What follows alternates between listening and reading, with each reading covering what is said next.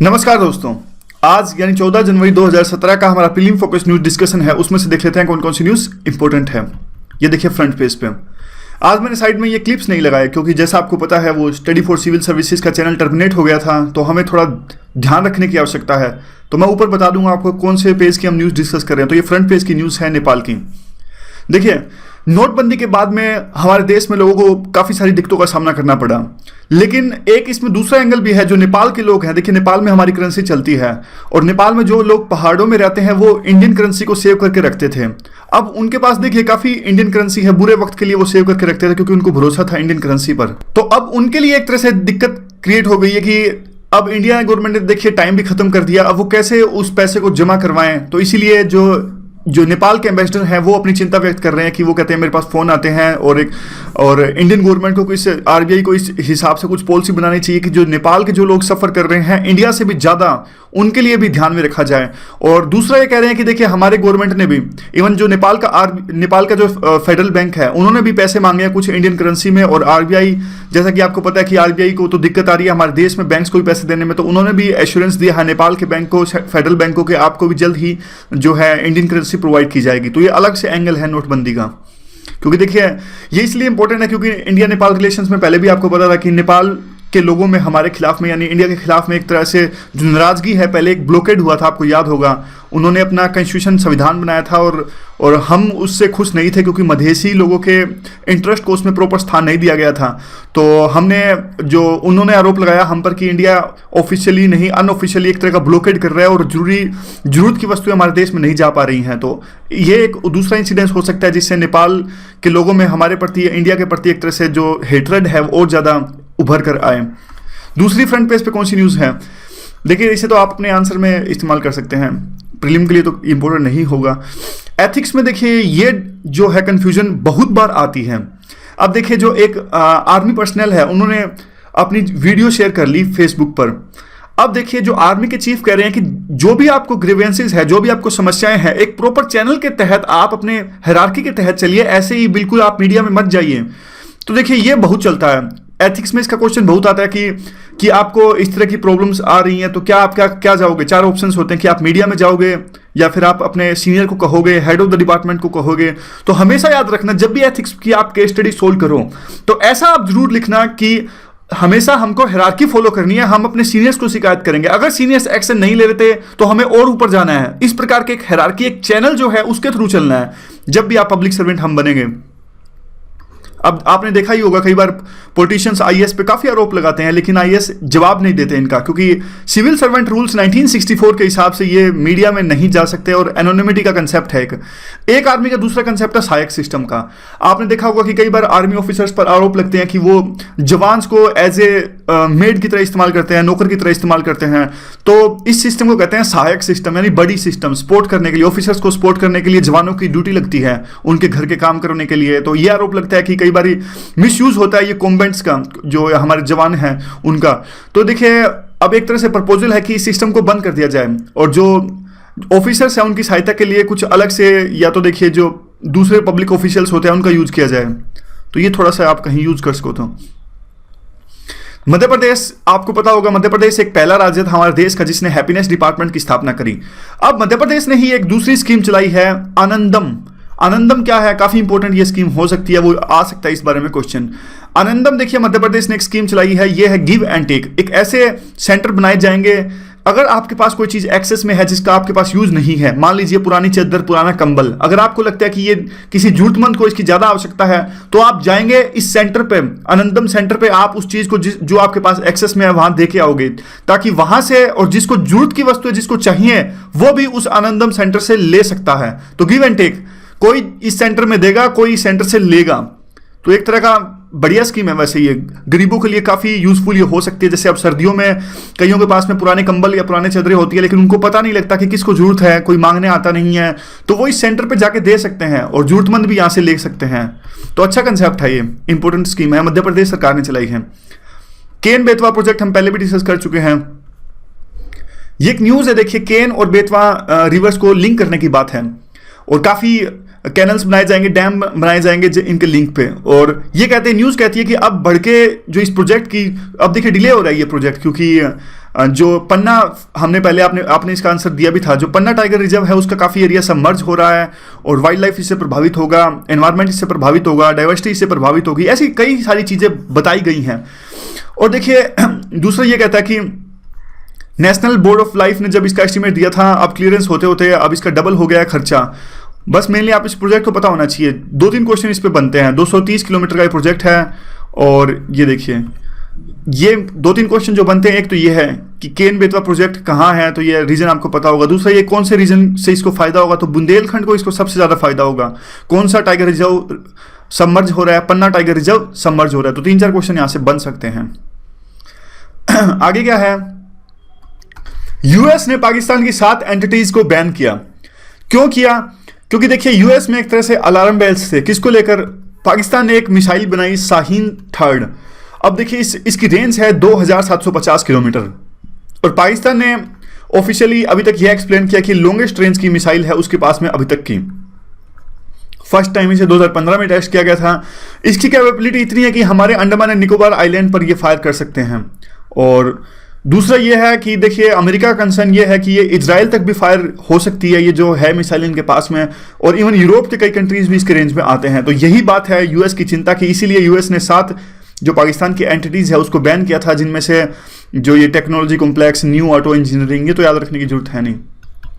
तो थोड़ी सी न्यूज़ है, कहीं ना कहीं यूज़ में आ सकती है। एलिमिनेशन हो सकते हैं ऑप्शंस जो हैं। बुर्का को बैन किया गया है मोरक्को के अंदर में। मोरक्को आपको पता होगा, देखिए पूरा इनका देश डिवाइड हो गया इस बात को लेकर कि बुर्के को बैन करना चाहिए कि नहीं करना चाहिए।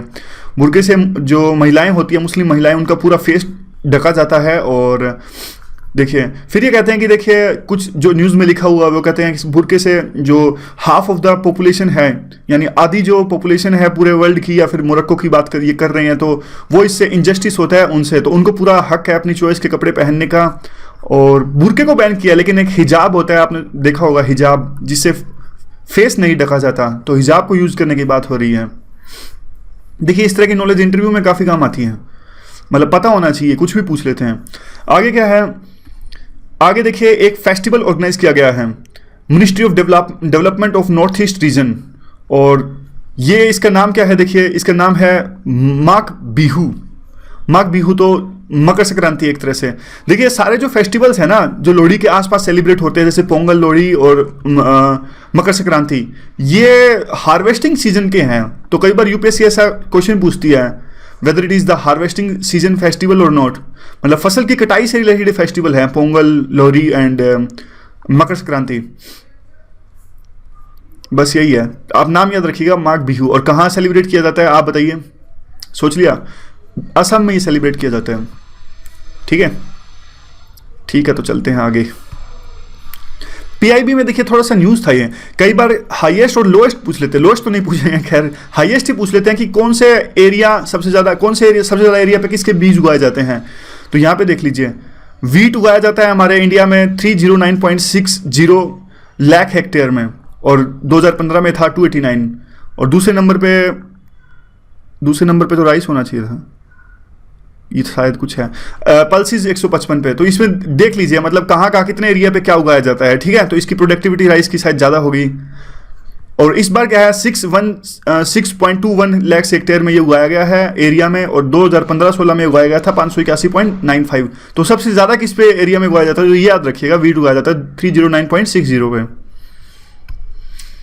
आगे क्या देखिए, आगे है central board of direct taxes, इसने एक bilateral advance pricing agreement sign किया है। अब देखिए इंपॉर्टेंट ये नहीं है, क्योंकि ये तो साइन करते रहते हैं, इंपॉर्टेंट ये है कि ये इंपॉर्टेंट क्वेश्चन बनता है कि ये है क्या, बायलैटरल एडवांस प्राइसिंग एग्रीमेंट। तो एक एग्जांपल सही से हम समझने की कोशिश करते हैं। मान लीजिए, देखिए सिंपल एग्जांपल ले लीजिए, मान लीजिए मरुनाल के पास में 2 कंपनीज हैं, company A and company B. अब देखिए उसको 100 बिलियन का उसको फायदा हो रहा है, और उसके बाद में देखिए इक्वली फायदा हो रहा है उसको, 50 हो रहा है ए से, 50 हो रहा है बी से, दोनों पे टैक्स देना पड़ रहा है 50-50 पे। लेकिन अब देखिए यानी ये आयरन है और ये स्टील है, स्टील इंडस्ट्री, यानी यहाँ का इससे यूज होता है। दोनों सब्सिडरी, ये पेरेंट कंपनी के मुरनाल की सब्सिडरी है, आयरन है, और वो स्टील इंडस्ट्री बनाने में काम आता है। तो अब देखिए दोनों अलग अलग स्टेट्स में है, लेकिन बाद में क्या एक बाउंड्री आ गई। ध्यान से समझने की कोशिश कीजिएगा, इंपॉर्टेंट कंसेप्ट है ये। बाउंड्री आ गई, एक एग्जांपल से बता रहा हूं, बाउंड्री आ गई बीच में, अलग अलग देश बन गए दोनों। अब कंपनी तो देखिए मुरनाल की है दोनों की दोनों, लेकिन अलग अलग देश में है ये। अब होगी ए अलग देश में है, बी अलग देश में है, लेकिन है दोनों की दोनों कंपनीज मुरनाल की, और ये इसको प्रोडक्ट बेचती है।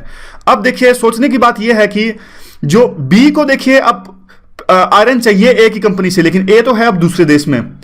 अब देखिए सोचने की बात यह है कि अब बी जब प्रॉफिट दिखाएगी अपना, तो वो क्या कर सकती है, मुरनाल को प्रॉफिट पे टैक्स देना पड़ेगा। लेकिन मुरनाल क्या करेगा, मुरनाल की इकोनॉमिक्स बहुत अच्छी है, मुरनाल क्या करेगा, बी के जो रेट बढ़ा देगा और दिखाएगा कम प्रॉफिट हुआ है, क्योंकि देखिए वो यूं कह देगा कि हमने आयरन खरीदा है, वो बहुत महंगा खरीदा है, जबकि आयरन बहुत सस्ता मिला, उसकी अपनी ही कंपनी ए है, तो वो अपने जो कागज हैं उसमें हेर फेर कर लेगा, मतलब रेट बढ़ा चढ़ा के बता देगा और कहेगा हमें इतना महंगा आयरन मिला है, हमें फायदा बहुत कम हुआ है। असल में उसको फायदा बहुत ज्यादा हुआ है, क्योंकि वो अपनी कंपनी से ही आयरन खरीद रहा है, लेकिन उसके रेट बढ़ा के बता रहा है और अंत में घटा बढ़ा के प्रॉफिट बिल्कुल कम दिखाता है, यानी गवर्नमेंट को कुछ नहीं दे रहा। तो देखिए गवर्नमेंट उस पर टैक्स लगाती है इस बात पर, गवर्नमेंट कहता है हमें पता है, हमें बेवकूफ मत बनाइए। तो काफी टैक्स डिस्प्यूट्स होते हैं, ये सारी चीजें होती हैं, समझ गए। अब इसको दूसरे फंडे में भी आप समझ लो, बहुत इंपॉर्टेंट कंसेप्ट है इकोनॉमिक्स का। देख लीजिए वोडाफोन आई, मान लीजिए अपने इंडिया में आई, वोडाफोन इन्वेस्ट करने इंडिया के अंदर में आई। अब वोडाफोन इंडिया के अंदर आ चुकी है, लेकिन अब वोडाफोन इंडिया के अंदर काम कर रही है, तो कुछ उसे ऐसी चीज की आवश्यकता है जो उसकी सब्सिडरी प्रोवाइड कर रही है, कोई दूसरी उसकी छोटी मोटी कंपनी जो दूसरे देश में है। वोडाफोन अब इंडिया को कहेगा देखिए मुझे उस सर्विस की आवश्यकता है और मुझे उससे मंगाने दो, लेकिन वोडाफोन क्या करेगा, यहां चालाकी खेलेगा, उस सर्विस के रेट बहुत ज्यादा बताएगा अपनी ऑडिटिंग के अंदर में। उससे होगा क्या, उसका जो फाइनल प्रॉफिट आएगा बहुत कम आएगा, बहुत कम आएगा, तो उसको टैक्स बहुत कम देना पड़ेगा। इस तरह की चालाकी खेलती हैं, फिर टैक्स डिस्प्यूट्स होता है, लड़ाई होती है आपस में। तो ये कंसेप्ट है बायलैटरल एडवांस प्राइसिंग एग्रीमेंट। ये पहले से, यानी कोई भी देश और एक कॉमर्शियल एंटिटी कोई भी, ये पहले से डिसाइड कर लेती है भाई मेरी दूसरे देश में कंपनी है, मैं इतना टैक्स दूंगा और इतने का मैं माल खरीदूंगा अपनी कंपनी से, पहले ही से डिसाइड कर लेते हैं। देखिए एडवांस प्राइसिंग एग्रीमेंट, ताकि बाद में विवाद उठे ही ना, समझ गए। अब उसको बी को देखे, मुरनाल की दो कंपनियां, बी को ए से माल खरीदना है, तो पहले मुरनाल जिस भी देश में है, यानी बी में टैक्स लगेगा, तो उसको बताना पड़ेगा उस देश को कि मैं ए से इतने रुपए में माल खरीदने वाला हूं, ताकि कल को प्रॉफिट को लेकर कोई दिक्कत आए ना। तो आगे क्या है, आगे है देखिए, इसका पीआईबी में जिक्र था पब्लिक अकाउंट्स कमेटी का। ये पार्लियामेंट की कमेटी है, कैग की रिपोर्ट को ये देखिए देखती है और उसको स्क्रूटिनाइज करती है, और हर साल ये गठित होती है, स्ट्रेंथ होती है इसकी 22 मेंबर्स। काफी इंपॉर्टेंट, काफी क्वेश्चंस पूछे जाते हैं यूपीएससी में। 15 मेंबर आते हैं लोकसभा से, 7 मेंबर आते हैं राज्यसभा से, और अपर हाउस। देखिए बात क्या है, जो कमेटीज हैं काफी इंपॉर्टेंट है, तो एक एक क्वेश्चन एक एक डेली करेंगे तो हम हो जाएंगे। ऊपर से देखिए, और जो इसमें एक इंपॉर्टेंट बात है, इसका जो हेड होता है, देखिए एक कन्वेंशन बनी हुई है 1967 से, एक कन्वेंशन है कि अपोजिशन पार्टीज का कोई भी लीडर हो, या मतलब कोई भी जो पर्सन है वो इसका हेड होता है पीएससी कमेटी का। ये देखिए, headed by the member of ruling party, कोई जरूरी नहीं अपोजिशन पार्टी का लीडर या कोई भी मेंबर हो सकता है। तो कैग करती क्या है, देखिए इन्वेस्टिगेशन करती है, जो कैग रिपोर्ट सबमिट करती है उसका इन्वेस्टिगेशन करती है। एक यहाँ पे छोटी सी न्यूज़ है, वो 7th शेड्यूल से रिलेटेड है। आपको पता है कि जो वाटर आता है अभी फिलहाल स्टेट लिस्ट में आता है, तो एक डिमांड है जल मंथन। हमने डिस्कस किया था कि जल मंथन चल रहा है, और उसमें काफ़ी जल को यूटिलाइज करने के लिए, वाटर को यूटिलाइज करने के लिए मेथड्स पर चर्चा चल रही है एनजीओज के बीच में, काफ़ी मिनिस्ट्रीज के बीच में। तो उसमें एक बात पर विचार किया गया है कि अभी जो ये शेड्यूल 7 में है, शेड्यूल 7 में ये स्टेट की लिस्ट में आता है, तो इसे कॉन्करेंट लिस्ट में भेज दिया जाए, यानी सेंट्रल गवर्नमेंट भी इसके ला बना के, कानून बना के, इस तरह की बात पर चर्चा हो रही है इस जल मंथन में। तो क्योंकि देखिए काफ़ी दिक्कतें आती हैं स्टेट लिस्ट में, है ना, काफ़ी दिक्कतें आती है, जैसे कि जो इंटर स्टेट के रिवर डिस्प्यूट्स हो जाते हैं कि आपस में, अभी तमिलनाडु और कर्नाटक का विवाद था। अगर कंटेंट लिस्ट में होगा तो सेंट्रल गवर्नमेंट पे भी इससे कानून बना सकेगी, और जो ये इस तरह के डिस्प्यूट्स होते हैं उनको समाधान करने में सेंट्रल गवर्नमेंट भी सहायता प्राप्त कर सकेगी, और जल अच्छे से गवर्न हो सकेगा। आईएमओ क्या है, देखिए ये है इंटरनेशनल मैरीटाइम ऑर्गेनाइजेशंस और intergovernmental maritime consultative organisation. पहले 1982 से पहले इसका नाम ये था, याद रखने आवश्यकता है नहीं इतनी वैसे।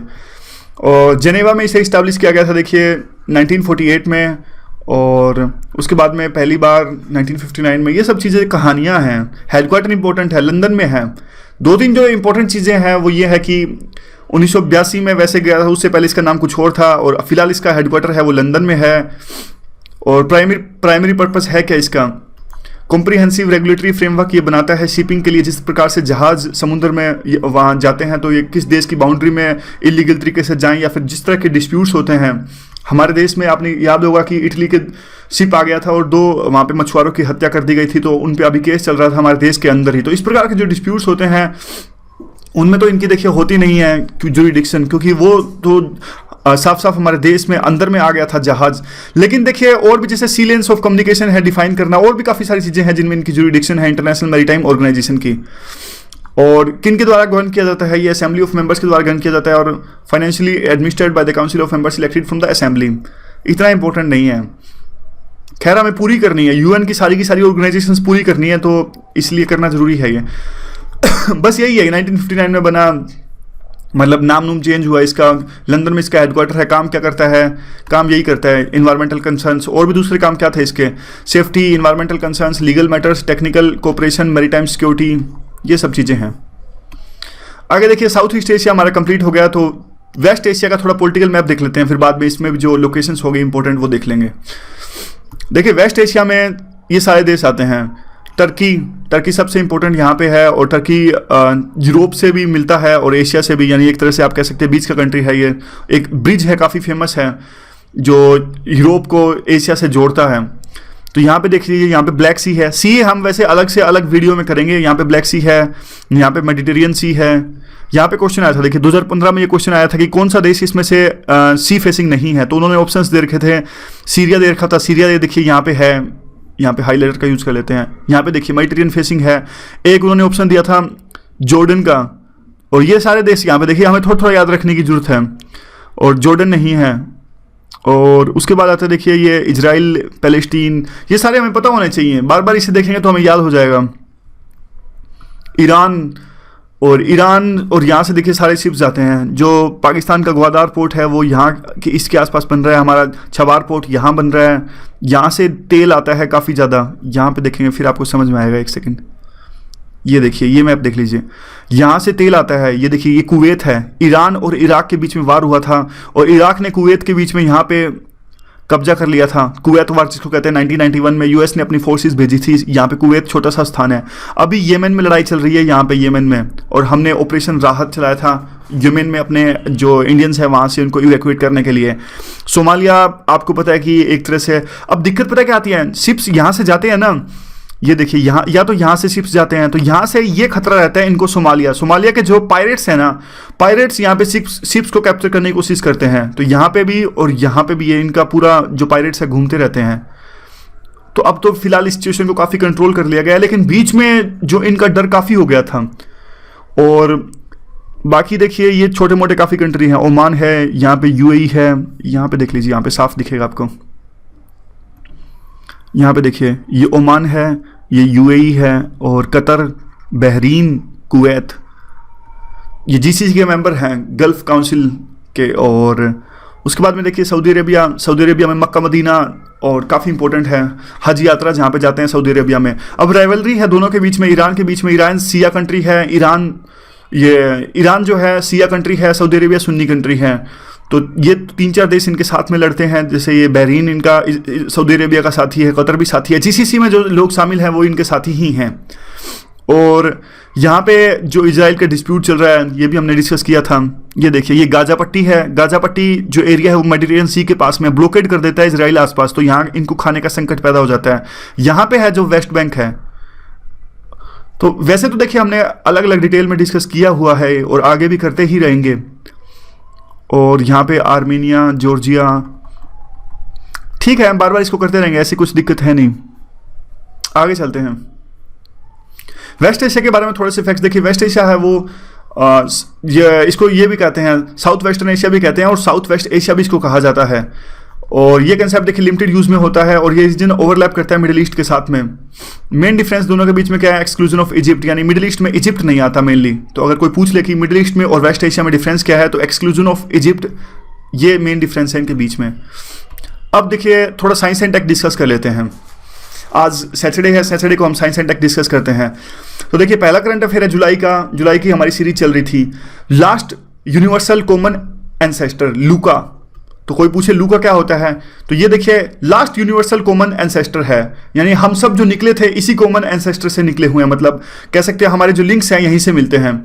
और उसके बाद में देखिए नाम भी दिया, कुछ टेक्निकल नाम है, the recent organism from which all the organisms now living on the earth have a common descent and LUCA is the most recent common ancestor of all the current life, यानी जितनी भी life अभी धरती पर है उनका common जो decent है वो इस ऑर्गेनाइजेशन से निकलता है, और जिसका नाम है लास्ट यूनिवर्सल कॉमन एंसेस्टर। लूका नाम इन्होंने रखा है। क्वेश्चन आएगा तो बिल्कुल सिंपल आएगा कि लूका है क्या, 4-5 ऑप्शन दे देंगे। लूका कोई एनर्जी है, कोई लाइट है, कोई टेक्नोलॉजी है, नहीं, यह है लास्ट यूनिवर्सल कॉमन एंसेस्टर। फिर आता है देखिए इंस्पायर अवार्ड्स। तो इंस्पायर अवार्ड्स हैं क्या, ये एक तरह का नेशनल प्रोग्राम है जो गवर्नमेंट ऑफ इंडिया द्वारा इंप्लीमेंट किया गया है साइंस एंड टेक मिनिस्ट्री के द्वारा में।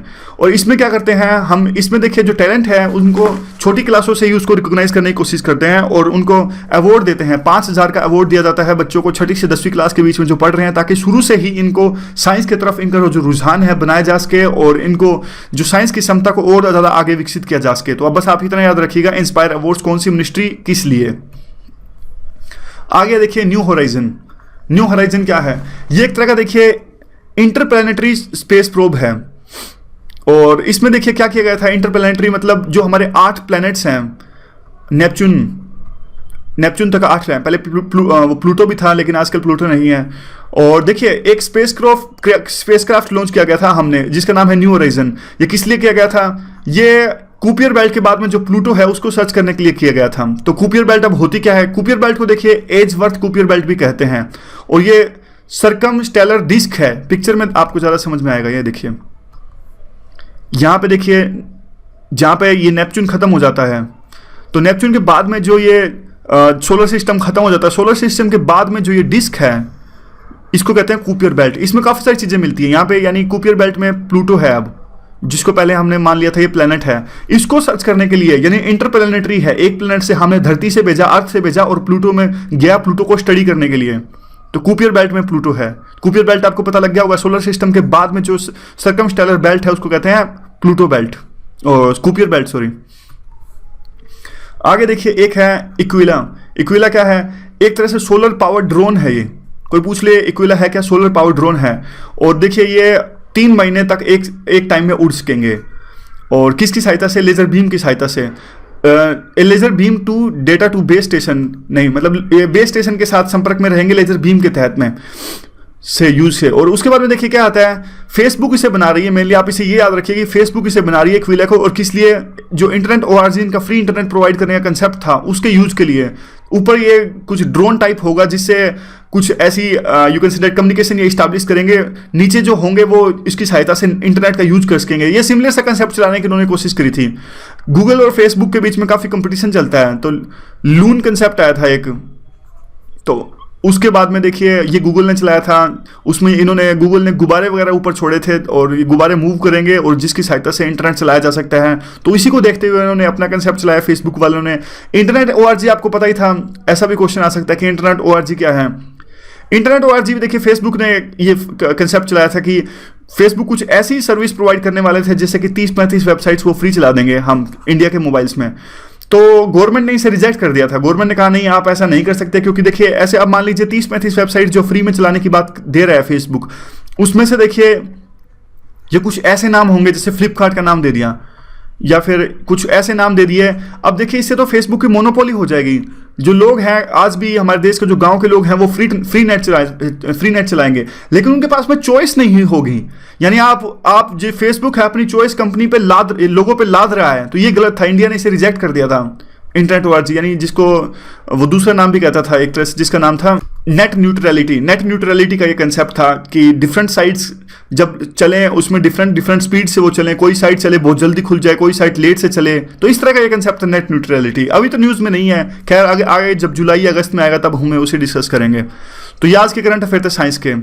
तो कल तो आएगा नहीं, कल न्यूज़पेपर डिस्कस नहीं करेंगे। कल हम डिस्कस करेंगे, हो सकेगा तो योजना डिस्कस करेंगे और revision. So thank you very much for discussion.